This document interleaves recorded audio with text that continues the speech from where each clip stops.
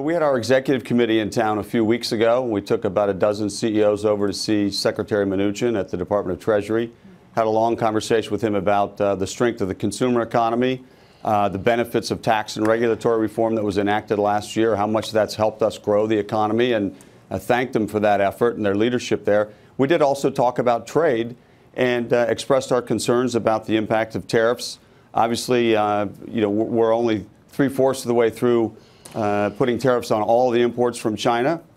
If we get into this fourth tranche and go the next $260 billion, and if we extend that to the full 25% limit that these tariffs, these goods might be tariffed, then we think there are going to be real potential negative consequences for consumers and the economy. So our conversation was to encourage a dialogue and certainly understanding that the Chinese president and the president of the United States have political considerations. It's a bit like tectonic plates shifting, and you've got earthquakes when those two things come together, and tsunamis, and you've got to handle it delicately. So we do need to find an off-ramp. And we would suggest a couple of things. Certainly the dialogue between the two presidents is potentially very constructive.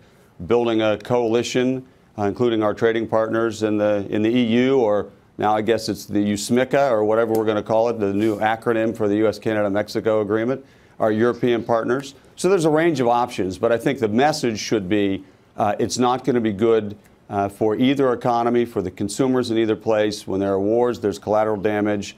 And the economy is very strong now. We shouldn't put it in jeopardy. Matt, Jamie Dimon just said yesterday we shouldn't call this a trade war, that it's a trade skirmish. It hasn't risen to that level yet. Do you agree? Well, I'm interested, and I don't know if Ian will jump in here on this too. I know different people use different degrees of conflict description to talk about what this is. Certainly we've hit the tripwires, and we know that shots are being fired, and we know that harm is being done. We launched a coalition a few weeks ago. We've got several hundred other organizations participating. We've got a campaign going in the Midwest and across the country called Tariffs Hurt the Heartland.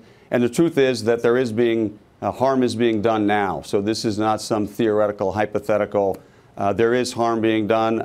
Ian, I know, has talked a lot about just using one small example, what happened to washing machines. Yeah. And washing machines got tariffed at a relatively low level compared to what could happen if we go further.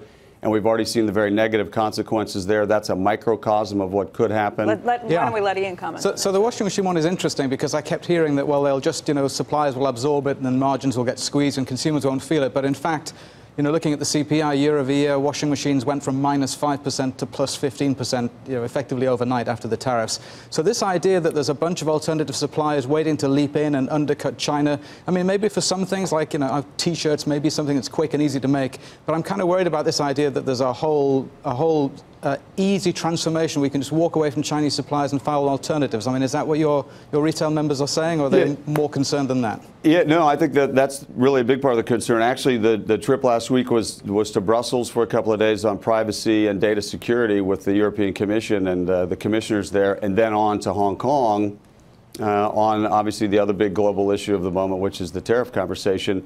And I think you just summed up very nicely. I had meetings with about a half dozen retailers, with some manufacturers, with some partners. And, one of the things that they said over and over and over again that seems to be lost by the people in this town and who walk around in the building behind me and other buildings in Washington is there's not this light switch you can flip on and off and say, well, if supply doesn't exist here, we'll get it somewhere else.